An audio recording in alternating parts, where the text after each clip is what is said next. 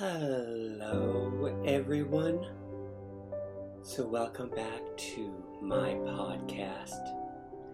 And I've been thinking about something that's related to my Jehovah's Witness dad, Victor Sr. And it's concerning what happened when he got reinstated as one of Jehovah's Witness. So now, my dad got reinstated many years ago, actually many decades ago, when I was still a child, so this is really not a recent encounter. But what transpired the day me finding out about him getting reinstated, I think it's kind of odd, and I want to tell you the story, and then I want to ask you all who's watching my podcast, is this odd or is this just normal? So I am not a spring chicken anymore. I am almost 49 years old. I don't act like it, but yes, I'm getting close to 50 years old.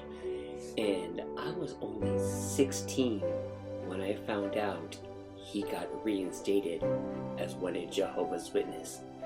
So now we're going to go back and I'm going to tell you this story. And then we'll talk. So now, how did it go down? So at that time, we were in the early 1990s, and I was in the middle of my high school years. And now, keep in mind, my dad got disfellowshipped and divorced from my mom when I was only 9 years old, back in 1986. We're now in year 2026. So we're looking at like 4 decades ago. And so my dad got disfellowshipped. He, of course, moved in with his girlfriend, Kathy, who sadly passed away more than a decade ago. And they lived together for 4, 5, 6, maybe at the most together. They bought a house in Mesa, Arizona, which that's in my memoir story right now that I'm writing and publishing soon. And after their relationship ended, they sold their house in Mesa, Arizona. I didn't know at that time, because of course I was still a young kid, but my dad had a sex addiction. And years later, he actually admitted to me, after I became a grown-up, that he had to have sex. Not sex like in a relationship sex. It's just downright, I just want sex, and more sex. And so not long after him and Kathy went their separate ways, they sold their house in Mesa, Arizona. My dad, and I'm not joking, every other weekend, when my dad would pick us up for the weekend, he would be living at a different location and with another girlfriend. It was like, OMG. There was even one lady that, she was real pretty, didn't know a word of English. And of course, I don't speak Spanish. And so I swear, like every other weekend, I would think that me and my brother would be going back where his current girlfriend is at, and he's like, oh no, I'm not with her anymore, I'm with another girl. So basically, again, it was all about sex in his life. And so now, in about 1992, maybe 1993, I was, I think, a sophomore in high school, maybe a junior. I didn't get along with my stepdad, Matt. He was controlling. He actually, and I'm not going to go into discussion about it, he actually hit me once at one of the district assemblies in Tucson, Arizona, in our hotel. And of course, I went ape shit, let me tell you. Another day, another story. But I just didn't get along with him. And so, long story short, hold on, let me sip my coffee.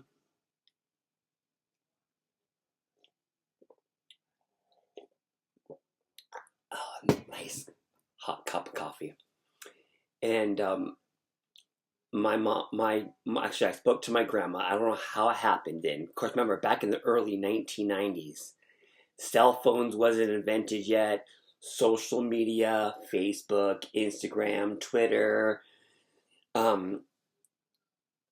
you name it, YouTube, none of that was not invented till years later. And cell phone, who is that? Is that a person, place, or thing? The only thing that existed back then at that time was home phones and maybe pagers, which my mom had that. And so, but any which way, there was a way how we contacted my grandmother on my dad's side, who barely spoke English, but was a good Jehovah's Witness in this Spanish congregation. She's like, yeah, come on, you can come live with us. She had a 5-bedroom, 3-bath, huge house, the house that my dad grew up in, along with all his other siblings back in the 50s, 60s, 70s, and 80s and beyond. And so I was like, that would work great. Because, of course, all my other Jehovah's Witness aunts all lived walking distance. And at that time, my Aunt Terry, who she owned her house, was walking distance from my grandma's house. She had her own their book studies at her house. So there was no problems going to the Kingdom Hall meetings. Because my Aunt Terry, my Aunt Frances, my Aunt Martha, my Uncle Manny, who's now openly gay, married to a man, they were all Jehovah's Witnesses at that time, so they could just take me to the Kingdom Hall, and again, for the book study, which has now been discontinued since Jesus was born, I just walk over from my grandma's house to my Aunt Terry's house for their weekly book studies that they used to have. It was like no big deal. And so, it worked out. And so I do remember this very vividly. The day that I was moving to my grandma's house, or my grandma's neighborhood. I remember my mom at that time, my mom was very busy. I always like to say she was like the second most busiest licensed midwife other than Ingrid Gold. Her average was between 6 to 8 and beyond births per month, which is a lot in those days. And so I remember the day I was moving to my grandma's house. My mom had her all day prenatal day. That was on Mondays. And she would have only prenatal after prenatal after prenatal in one day. And so that day, when I was moving, for whatever reason, my mom dropped me and my little brother off at my Granny and Grandpa Cornwell's house in the west side of Phoenix in Maryville neighborhood, which is now one of the most dangerous neighborhoods in Phoenix. And so my mom, right before she had her day of doing prenatals, she dropped my brother and I off at our Granny and Grandpa Cornwell's house. And later that day, my dad was going to go pick us up and take us to Pierce, Arizona, which is about 3.5, 4 hours away from Phoenix, near the border of Mexico. And I thought, well, it'd be no big deal, even though I knew that my grandparents were not allowed to associate or talk to my dad. Because remember, my dad was still disfellowshipped, and in the eyes of the Watchtowers organization at that time, if you're a good, strong, baptized Jehovah's Witness and someone disfellowshipped, you must shun that individual. That was the teachings from Jehovah. And so I thought, well, what my dad's probably going to do when he comes picks us up, he'll just roll up to my Granny Cornwell's house and he'll just honk a couple times. We'll hear the honking. Then we'll say, "Oh, Granny, Grandpa Cornwell, my dad's here. He's honking. We're going to bye." And then they wouldn't say anything to my dad, and then we'll just come out and leave. Now keep in mind, I was a kid still. I was only 16. So it's not like I was a grown up and I have to move my couch and my bed, my everything. I was a kid. All I had pretty much was some clothes packed. My grandma already had a bed in my Aunt Lorena's old bedroom. Everything was great. And so I remember this like it happened yesterday. We were sitting there spending some time with my granny and grandpa Cornwell, way out there near 43rd Avenue in Indian School. And then when the time came, without honking like I thought it was going to happen, all of a sudden there was a knock at their front door.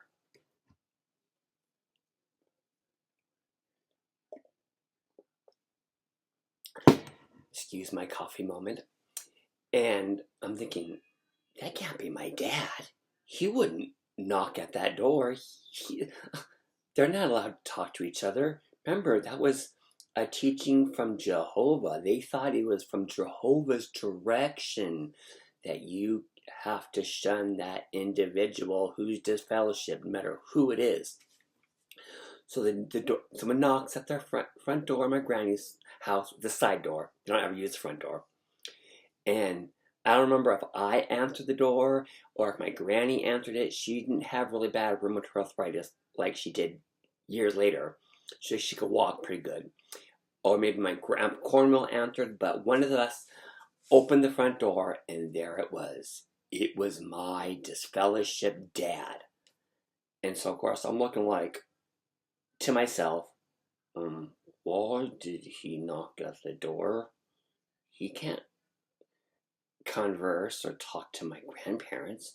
They're Jehovah's Witnesses, and especially my grandpa is an elder in the Bellevue congregation. And so all of a sudden, right when he opened the door, hey boys, how you doing? You all ready? I'm thinking my granny's not going to say a word to him, just smile, look cheesy, and we go on our merry way. But my granny looks and says, oh, hi, Victor. Come on in. And I'm looking like, what in the gay hell is going on? Remember, I was only 16, of course my dad just acts like it's a normal day. Walks right into my granny Cornwell's house. They didn't have a big house. It was just a 3-bedroom, 1-bath house, very small. Probably about 1,200 or less square, 1,200 sides of the house. And so they welcome in. He sits down on their couch. And then my granny, my grandpa Cornwell, and my dad, they just started having like a normal conversation.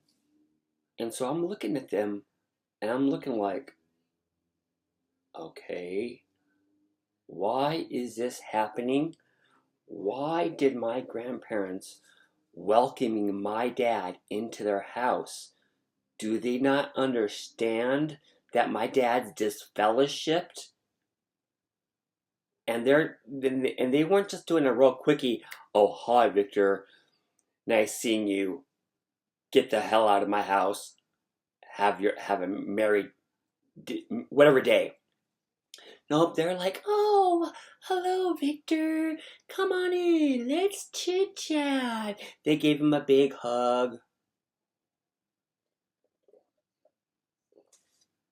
They welcome him wholeheartedly, and they just started talking like they're the best of friends. And once upon a time in a far, far land, and boop dee doopity doomity doomity doom doom doom doo. And they're just talking, just nonstop, acting like it's not affecting my granny or my grandpa talking to my dad. And my brother was still a little tiny kid. Remember, I was only 16, so my brother was, 9? Not even 10 years old. And I'm looking like, okay, they're grown-ups. I can't tell my granny and grandpa did not speak to my disfellowship dad, but okay, if they want to have a normal conversation with my disfellowship dad, go for it. So they are talking. They spoke like a good half hour or longer. And then finally my dad's like, well, Betty, and well, Harold, that's my grandparents on my mom's side. It was really nice talking to you, and well, we guess we should get ready to go. You know, we still have another 3.5, 4 hour drive to Pierce and settle my son Victor Jr. into the house, and I know he has to be transferring high school the next couple days, and I'm still looking like, what is going on? I didn't say anything. My head just spinning round and round. And then right before we were about to leave, and here comes to the question of this video. Right before we were about to leave my Grandpa Cornwell's house in the west side of Phoenix, in the Maryville neighborhood, my dad just casually looks at me, looks at my little brother, and of course my brother didn't know either, and I don't know if my grandparents knew ahead of time or what. My dad then looks at me and says, oh yeah, boys, I forgot to tell you, I just got reinstated as one of Jehovah's Witnesses. Oh! I'm a crier. What? You didn't tell me that. My little, I don't know if my brother was crying. Again, he was a young little kid, less than 10 years old. I don't know if he was crying. And I don't remember or recall if my granny or my grandpa Cornwell looked surprised or not, or they did have that, I already knew. I knew Victor is getting reinstated. So my question is this, of why I'm talking about this video. Is this normal? You know, again, I was a child. I was 16. My brother actually was 11. We're 5 years apart. And I'm trying to figure out, is it normal that you're supposed to know ahead of time, like months ahead of time, maybe a year ahead of time? And is it normal? Are they supposed to basically tell my dad, or my dad telling my little brother and I way ahead of time and saying, oh boys, I just want to let you know I'm starting going back to the Kingdom Hall meetings regularly, though of course I'm shunned. I have to hide in the way back in the conference room of the Kingdom Hall. I can't speak to nobody. They can't speak to me. I have to leave the moment that Kingdom Hall meeting ends. I have to come in late after the meeting starts, which is normal. Or is there supposed to be to not tell anyone, including your underage children? Also, I'm just curious, I don't know the answer. Did my dad, when he started going back to the Kingdom Hall meetings, which I know had to take him at least a year or longer before he had a chance to get reinstated. It's not one of those you start going to the Kingdom Hall meetings and 2-3 months later you can get reinstated. Back that time in the 90s, it would be at least a year or longer before you have a chance to get reinstated as one of Jehovah's Witnesses. So I'm curious, did my dad, Victor Sr., not tell me and not tell my little brother on his own initiative? Did he do that on his own choice? Or would it have been the elders? I'm sure he was going to a congregation somewhere in Mesa or Tempe, because he was living there at that time. Would the elders actually, when my dad started going back to the Kingdom Hall meetings and he spoke to the elders and he told them the circumstances that I've been disfellowshipped all these X amount of months and I want to get reinstated, would the elders actually tell my dad, well, congratulations, sir, that you're trying to come back to the Watchtower, being controlled by the governing body. But don't tell anyone. Don't even tell your underage children, your 15-year-old or your 14-year-old son, Victor Jr., or your younger son, Benjamin. Don't tell anyone about it until after or the moment you get reinstated. Or was it just my dad's choice? Said, I don't want to tell my dad. I would think, and I don't know what my reaction would be. Maybe if my dad told me months ahead of time about him trying to get reinstated, I would just blabber to the whole world, which I would. Man, but remember back then in the early 1990s, again, there was no social media. Who is that? So it's not like I could go back then, go on Facebook and say, oh, look, my dad's going back to the Kingdom Hall meetings. He's trying to get reinstated. Hallelujah, praise the Lord, thank you, Jesus. The only thing I could do is just tell my mom face to face. And so the question of the day is, I'm going to ask it one more time, and then I'll let this video go. So, is it normal or is it not normal? Is there anyone who's watching my video that might know someone who might have got disfellowship for some reason, and maybe months or years later when they try to get reinstated and they're still going to the Kingdom Hall, kissing ass, bowing down to the not inspired governing body? Are they all directed to not tell anyone ahead of time, months ahead of time, that are trying to get reinstated? Or is it just my dad just made that decision himself? I don't know.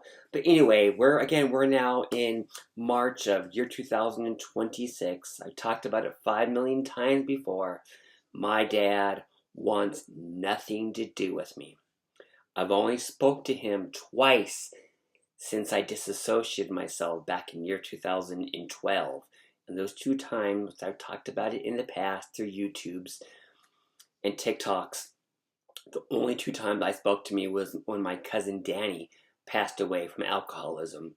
And of course, the moment he saw me in that actual funeral home, not the Kingdom Hall, but that open casket funeral home, the first thing my dad said was, "Oh, Victor, what are you doing here?" Maybe I should have been a smart ass and said, "What? How you have the audacity to ask me what I'm doing here? Do you see where we're at? We're not no Kingdom Hall, are we? We were at a funeral home in Wilcox, Arizona." And then, of course, the other time in 2019 when my grandfather on my dad's side passed away, and that's, of course, when I got there way earlier before that memorial service at the Kingdom Hall, and I spotted my dad and my little half-brother. They were, like, loading something inside a Safeway in Wilcox.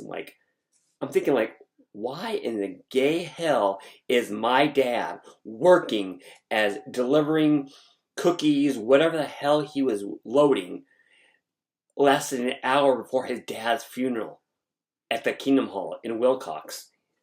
But, of course, that time my dad was like, "Oh, Victor, oh, what are you doing here?" I was in a full suit and tie. And, of course, he knew what I was here. He was like, "Oh, are you here to come from a memorial service for my dad?" Of course, I was really nice. "Yes, Daddy, I am." Again, maybe I should have been a smart ass. "Yeah, Dad.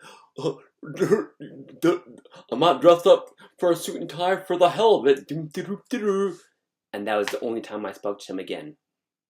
So anyway, this might sound like an odd video that I'm posting, but again, I always wondered, was it my dad's choice to not tell me months before he wanted to try to get reinstated and not tell me the day of his reinstatement? Or was that an elder thing? Or was it Jehovah's Witness thing and they told him, "Don't tell anyone. Don't even tell your Jehovah's Witness children"?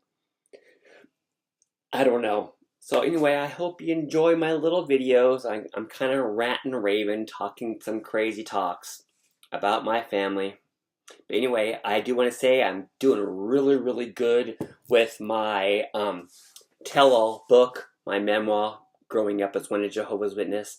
I already got into my whole beginning of my story, how my mom met my dad back in the early 70s, thinking Armageddon is promised to be coming by October of 1975, and that my mom was so confident because they're being directed by Jehovah that by the time my mom turns 18, she'll be in the new system and all her children will be born into the new system.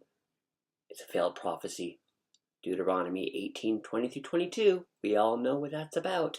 And then, of course, I went into the whole, I call it the infamous car accident. And then, of course, the whole ordeal of the blood transfusion. And then, of course, after that, I told that story, which is already done. Then, of course, my parents' divorce. Then, of course, my mom falling in love again, getting remarried. Then my dad getting into this whole sex addiction, living with Kathy for a couple years, and then going from one woman to another woman. That's all done now. Now I'm pretty kind of moving on over. Stop talking as much about my parents and their story. Now we're getting into me, myself, and I.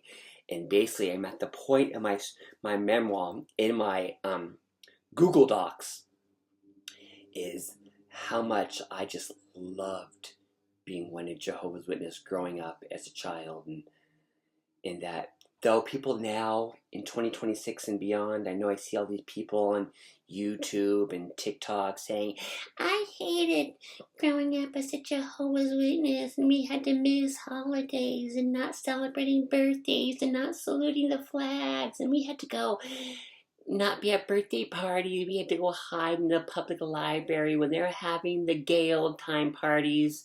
Yeah, it was abuse. My story where I'm at right now is that didn't happen to me because I firmly being born and raised as a Jehovah's Witness, when I couldn't go to the birthday parties, Christmas party, Easter parties, 4th of July parties, Mother's Day, Father's Day, all those holidays. As a child, I didn't regret that.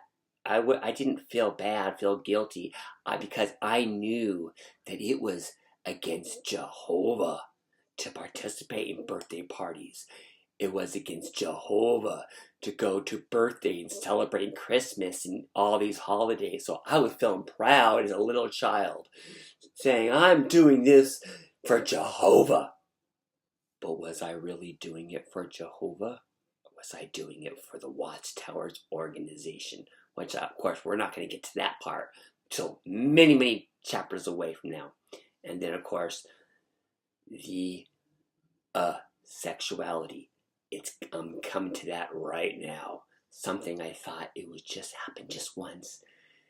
I'll grow out of it when I get older. Anyway, I know I'm talking almost 30 minutes. I don't want to get these long videos, but please like and subscribe. If you like it and you have friends, watch my videos, like and subscribe. I don't have a lot of followers, but it's building little by little. I have now, I think over 1,600 subscribers now. I'm getting more likes and more comments. A couple weeks ago, I barely had anybody. I would get no comments, no likes, nothing. So I'm building in my YouTube community. Yay! So okay, so I hope you enjoyed my little rant about my dad. Again, if you didn't know, my dad's 71 years old. My stepmom now is 52, 53. I'm 48.